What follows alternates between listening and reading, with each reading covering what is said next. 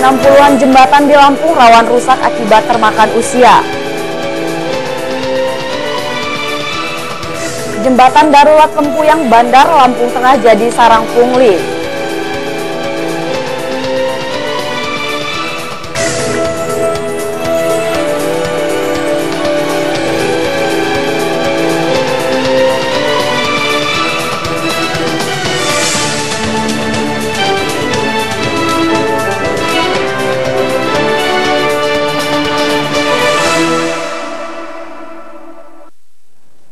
Selamat sore pemirsa, kita berjumpa lagi dalam program Informasi Sekitar Lampung. Kami menyajikan informasi menarik tentang berbagai peristiwa serta dinamika pembangunan di Lampung.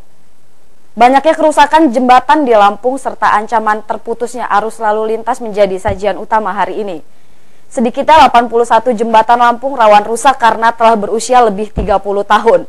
6 diantaranya bahkan terancam runtuh atau ambrol sewaktu-waktu. Sementara ambrolnya jembatan Lempuyang Bandar Lampung Tengah ditanggulangi dengan jembatan darurat. Ironisnya jembatan ini seketika menjadi ajang pungli. Pemirsa, bersama saya Deli Adelia, inilah Sekitar Lampung selengkapnya.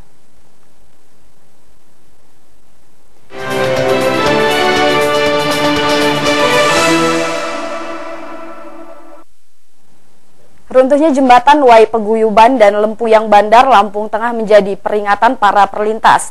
Bahaya besar lebih mengancam karena 61 jembatan di 3 jalan lintas Sumatera ternyata rawan rusak akibat termakan usia. Data Dinas Bina Marga Lampung mengungkap 61 jembatan rata-rata berusia lebih dari 30 tahun. Jembatan ini dibangun pada era 80-an. Ke-61 jembatan terbesar di Jalan Lintas Barat, Jalan Lintas Tengah, dan Jalan Lintas Timur. Pemerintah baru menganggarkan perbaikan 2 jembatan, yaitu Jembatan Wai Tibo Lampung Tengah serta Wai Tahim Lampung Utara. Anggaran kedua jembatan mencapai 24 miliar. Pelaksanaan jalan nasional hingga kini belum memperbaiki seluruh jembatan rawan rusak. Kepala Dinas Bina Marga Lampung Budi Darmawan mengaku kondisi 6 dari 61 jembatan sudah mengkhawatirkan. Jembatan terancam ambrol atau runtuh sewaktu-waktu akibat arus sungai maupun kelebihan beban. Kalau jadi presentasinya sekitar 10% lah dari total jembatan kita yang kondisinya mengkhawatirkan. PJN pastinya memang sudah ada program-program penanganan dari PJN. Kebetulan di sini kan kita juga mengundang ada dari PJN, nanti bisa langsung ditanyakan pada PJN program-programnya, karena selain anggaran-anggaran yang untuk tender, ada juga anggaran-anggaran untuk pemeliharaan. Apakah itu masuk atau tidak, nanti silakan bisa ditanyakan langsung kepada itu, karena wilayahnya ada di PJN, di Balai Besar Pengelolaan Jalan Nasional. Jembatan Wai Pengubuan telah berfungsi normal, sementara runtuhnya jembatan Lempuyang Bandar baru ditanggulangi dengan jembatan darurat. Perbaikan jembatan di Jalan Lintas Tengah ini menunggu realisasi APBNP. Dari Bandar Lampung, Fajar Magetan melaporkan. Jembatan Lempuyang Bandar Lampung Tengah runtuh akibat kelebihan beban saat truk tronton milik PT Alfindo Tama melintas. Tronton ini melakukan pelanggaran ganda karena perizinan ilegal dan muatan lebih 100 ton. Truk tronton milik perusahaan jasa pengiriman barang PT Alfindo Tama melintas jembatan Lempuyang Bandar dengan muatan baja lebih 100 ton. Jembatan langsung runtuh dan tronton menyangkut di sisi selatan jembatan. Dinas Perhubungan Lampung dan DKI Jakarta memeriksa dokumen truk ternyata ilegal. Kendaraan ini juga melanggar tonase. Beban 100 ton jelas jauh melanggar batas maksimal kapasitas jalan kelas 3 yaitu 20 ton. Kepala Dinas Perhubungan Albar Tanjung mengkhawatirkan ancaman kerusakan lebih 500 jembatan di Lampung jika mayoritas kendaraan melanggar tonase. Jembatan ini terbesar di jalan nasional maupun jalan provinsi seluruh Lampung. Sekitar 60 jembatan tua akan dipasang rambu peringatan. Setelah kita komunikasikan dengan DKI, ya, itu ternyata tidak tercatat, itu ilegal. Kemudian setelah kita timbang juga, itu melebihi 100 ton lebih, ya, 100 ton lebih. Nah inilah ya, makanya setelah ini kita akan memberikan rambu-rambu, ya, untuk mobil-mobil yang bisa lewat di jembatan yang ada di jalan nasional dan jalan provinsi. Memang sangat banyak jumlah jembatan itu. Dari jumlah jembatan 500 sekian itu, ya yang rusak itu ya ada sampai 60 gitu ya. Nah, ini hati-hati ya. Dinas Perhubungan Lampung meminta kepolisian mengusut perizinan ilegal truk tronton. Kasus ini tergolong pidana karena pemalsuan dokumen. Dari Bandar Lampung, Fajar Magetan melaporkan. Puluhan orang menamakan diri relawan swadaya masyarakat, menarik pungli kepada setiap pelintas jembatan darurat Lempuyang Bandar Lampung Tengah. Pungli terang-terangan di depan pos jaga polisi dan pelakunya memakai rompi hijau seperti aparat kepolisian. Jangan situ lah, nggak enak.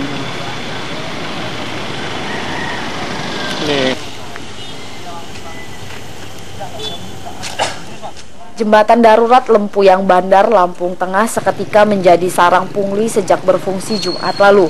Puluhan warga mengenakan rompi mirip aparat kepolisian menarik pungutan liar dengan dalih pengaturan lalu lintas.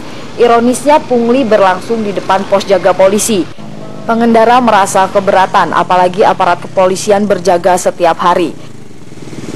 Ya kalau bisa ya jangan ada mel-melan lah.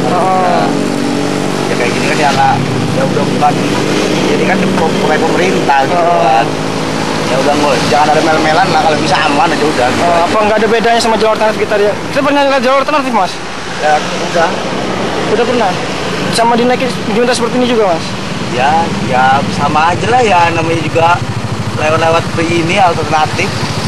Dimintain juga, Mas? Ya namanya dibilang diminta ya kayak mana ya? Pelaku pungli sebanyak 80 orang menamakan diri relawan swadaya masyarakat. Mereka adalah orang-orang yang sebelumnya melakukan pungli di jalan-jalan alternatif. Tokoh setempat membantah tudingan pungli karena warga ini membantu tugas polisi. Kita bukan meminta, kita terus terang aja partisipasi daripada pengendara ya, dan juga tidak ada unsur paksaan bagi mereka memberi. Tapi kami sebagai masyarakat menyiapkan relawan ya untuk membantu kelancaran lalu lintas di kampung ini ya. So kami juga nggak mau Pak untuk kampung kami ini akan rusak didengar orang namanya. Masyarakat mempertanyakan sikap aparat kepolisian membiarkan pungli, sementara pelintas merasa resah. Aparat sendiri keasikan duduk di pos jaga atau warung sekitar jembatan. Dari Lampung Tengah, Roy Emperlioli dan Ferry Syaputra melaporkan. Jembatan Bailey Lempuyang Bandar Lampung Tengah mulai berfungsi sejak Jumat pekan lalu. Jembatan darurat ini hanya bisa dilintasi kendaraan bermotor dengan tonase maksimal 4 ton. Selain itu, petugas memberlakukan sistem buka tutup karena jembatan hanya bisa dilalui satu arah. Kemarin transport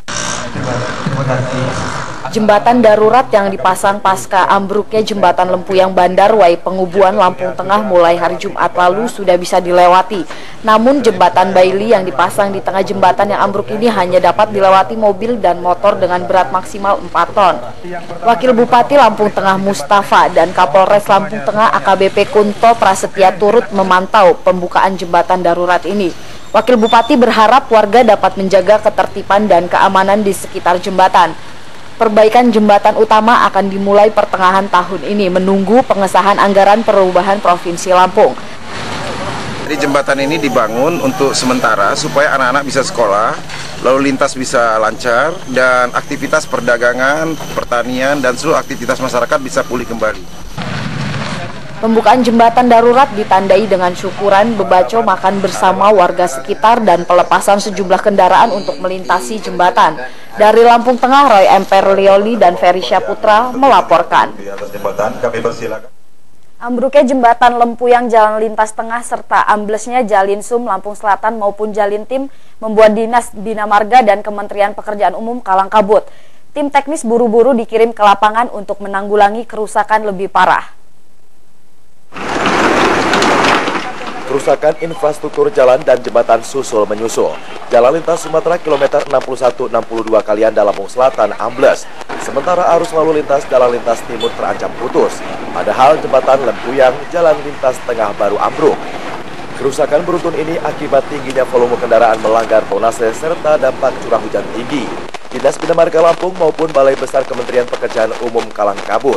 Kerusakan infrastruktur butuh penanggulangan secepatnya karena mengancam terputusnya arus lalu lintas Sumatera Jawa.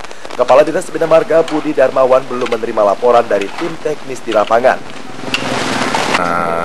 Tim dari perencanaan dan pemeliharaan untuk meningkatkan meninjau ke lokasi, kemudian sekaligus juga minta kepada tim untuk koordinasi dengan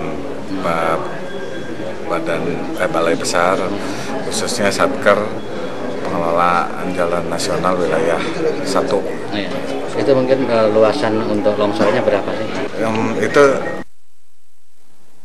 Pemirsa, setelah jeda pariwara berikut, kami akan kembali dengan informasi lain, di antaranya rel kereta api mudah bergeser selama musim hujan sehingga rawan kecelakaan. Tetaplah bersama kami.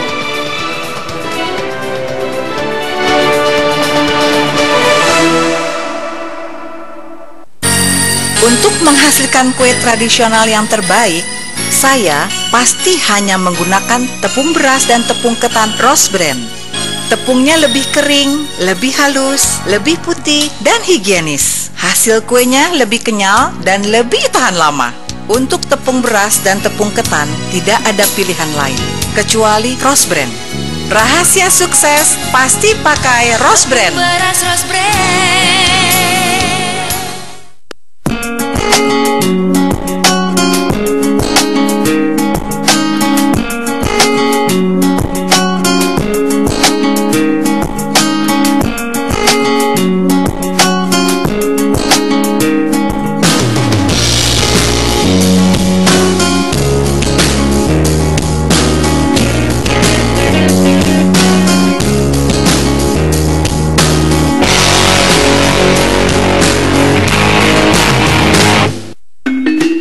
Pilihan cerdas, nikmat dan sehat, minyak goreng Rose Bran. Minyak goreng non-kolesterol, tanpa bahan pengawet, dengan proses 2 kali penyaringan. Mengandung vitamin E, beta-karoten, dan omega-9 yang membantu menurunkan kadar kolesterol. Masakan lebih gurih, lebih lezat, dan lebih sehat. Nikmat abis. Nikmati promo spesial Imlek. Dengan menukarkan 100 poin VIP, Anda berkesempatan memetik angpau berhadiah. Promo ini berlaku sampai dengan 28 Februari 2015. Syarat dan ketentuan berlaku. Chandra Superstore, belanja nyaman, belanja hemat.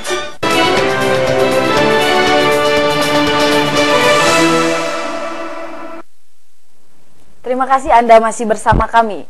Pemirsa, musim hujan tidak hanya menyebabkan berbagai bencana dan penyakit. Perlintasan kereta api pun rawan bergeser karena tanah dan bebatuan rapuh akibat hujan deras. Petugas PT Kereta Api kini terus memeriksa dan memperbaiki rel yang rusak.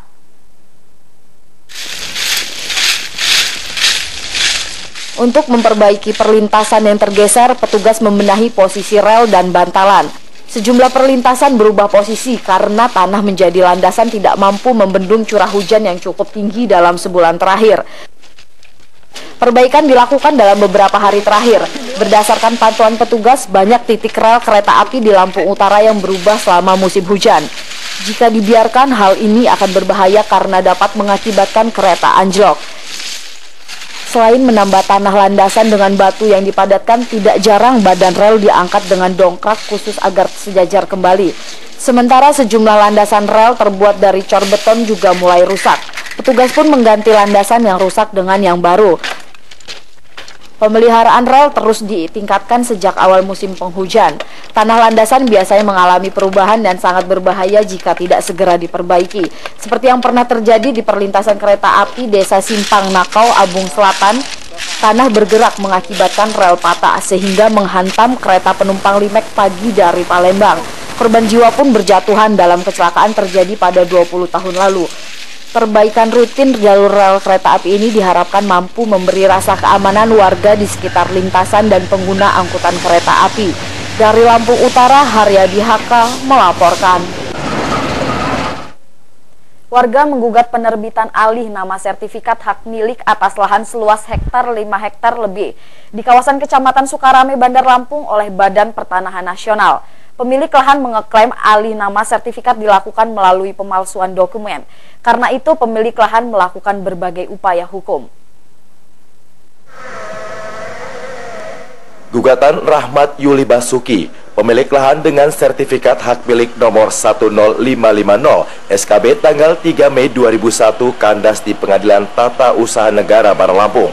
Dalam amar putusan 8 Januari 2015, Majelis Hakim PT UN menolak gugatan penggugat karena tidak dapat membuktikan gugatannya.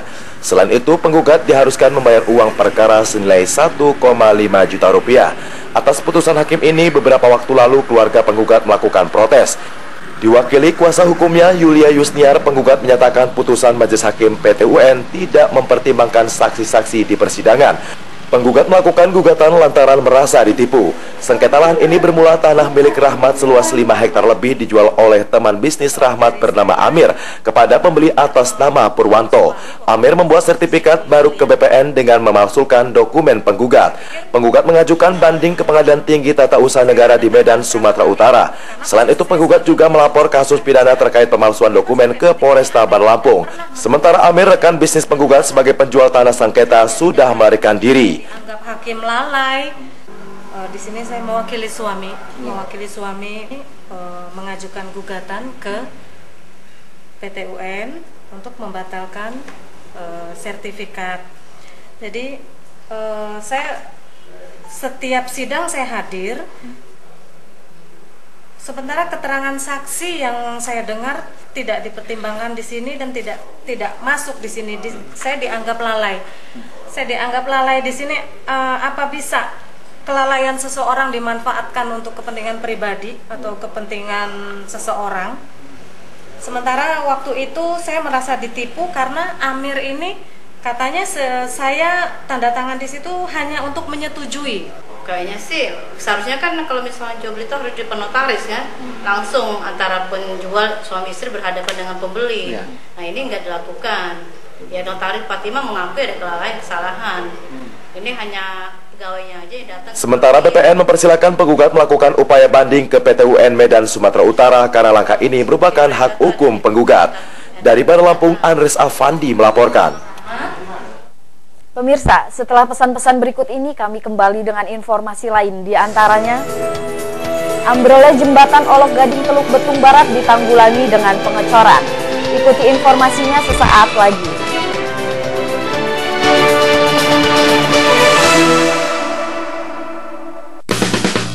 Satu yang kusuka cuma bihun rose brand, oh bihun rose brand. Nikmat tak terkira hanya bihun rose brand, oh bihun rose brand. Bihun rose brand semua suka, rose brand lezat tak terkira. Bihun rose brand, bihun kita semua.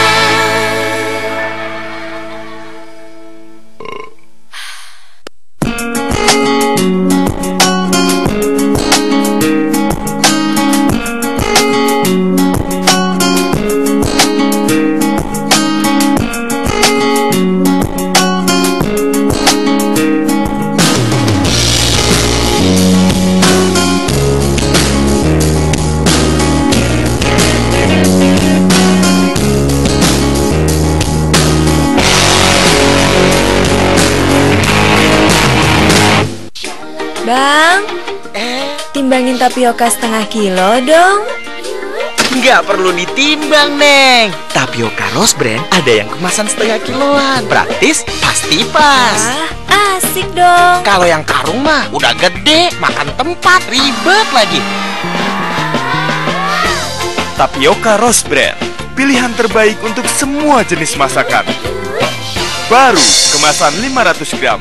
Tapioka Rose Brand.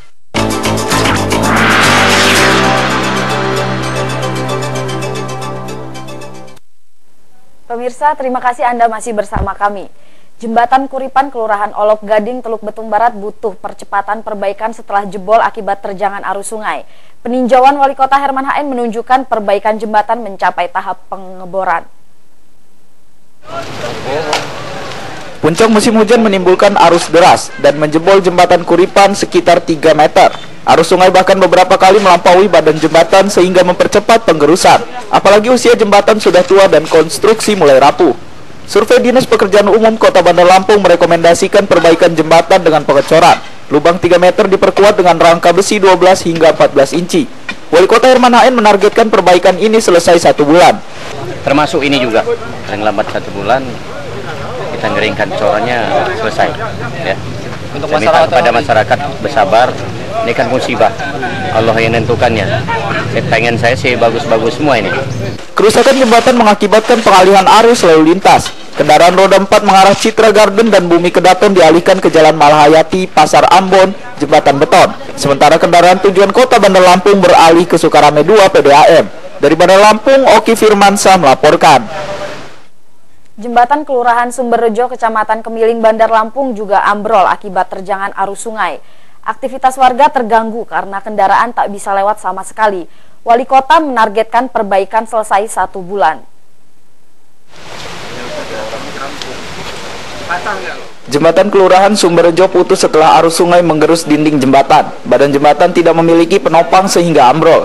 Bersamaan runtuhnya jembatan tidak ada kendaraan lewat sehingga terhindar dari kecelakaan. Kerusakan jembatan otomatis mengganggu aktivitas warga. Pengangkutan sayur mayur hingga keberangkatan anak sekolah terpaksa memutar. Wali Kota Herman Hain meninjau kerusakan jembatan dan menargetkan perbaikan selesai 1 bulan. Warga berharap pemerintah Kota Bandar Lampung memprioritaskan perbaikan jembatan sebagai jalur utama mobilitas warga Sumberrejo. Ya, faktor mungkin terkikis air ya ini. Jadi pandas itu ambles gitu kan. Iya. Harapannya untuk perbaikannya secepatnya atau bagaimana? Kalau bisa ya secepatnya. Soalnya ini termasuk jalan umum gitu. Jalan umum di desa apa nih, Pak? Ya di desa Sumberrejo Sejahtera. Dari Bandar Lampung, Oki Firmansyah melaporkan. Kemiling. Pemirsa, Badan Penanaman Modal Lampung Tengah telah melaksanakan pelayanan terpadu 1 pintu atau PTSP. Amanat pemerintah pusat tersebut dijalankan untuk melayani masyarakat dalam bidang perizinan, non-perizinan, dan inventasi. Pelaksanaan pelayanan terpadu 1 pintu atau PTSP merupakan pelaksanaan Peraturan Presiden Nomor 97 Tahun 2014. PTSP menjadi sentral pengurusan perizinan sehingga investor tidak perlu keluar masuk dinas instansi untuk mengurus izin. Kepala Badan Penanaman Modal Lampung Tengah Farudin menyatakan keberadaan PTSP sangat penting. Sebab dengan PTSP pembuatan proses perizinan dan investasi menjadi lebih ringkas dan cepat. Sistem pelayanan PTSP akan mendorong pertumbuhan ekonomi lebih pesat. Dengan begitu PTSP berperan besar bagi kemajuan perkembangan suatu daerah tak terkecuali Lampung Tengah. Kabupaten Lampung Tengah sudah membentuk Badan Penanaman Modal dan Pelayanan Terpadu 1 Pintu ini untuk melayani masyarakat dalam bidang perizinan, non-perizinan, serta bila mana masyarakat ingin berinvestasi di Lampung Tengah. Kami siap melayani masyarakat. Dari Lampung Tengah, Amir Mahmud melaporkan. Tertentu tidak dikenal. Ratusan rider Yamaha King Motor Yakimo seluruh Indonesia mengunjungi Taman Nasional Waikambas dengan persinggahan di Metro. Wali Kota Lukman Hakim melepas keberangkatan rider dari rumah dinas. Laporan tersebut sekaligus mengakhiri sekitar Lampung sore ini. Saya Deli Adelia mewakili kru yang bertugas undur diri dan terima kasih. Yakimo Club menggelar touring rutin ke sejumlah daerah. Ratusan peserta tahun ini mengikuti perjalanan ke Taman Nasional Waikambas, Lampung Timur. Para rider merupakan gabungan pecinta motor king seluruh Indonesia. Rombongan beristirahat dan menginap di Metro sebelum keberangkatan pagi hari.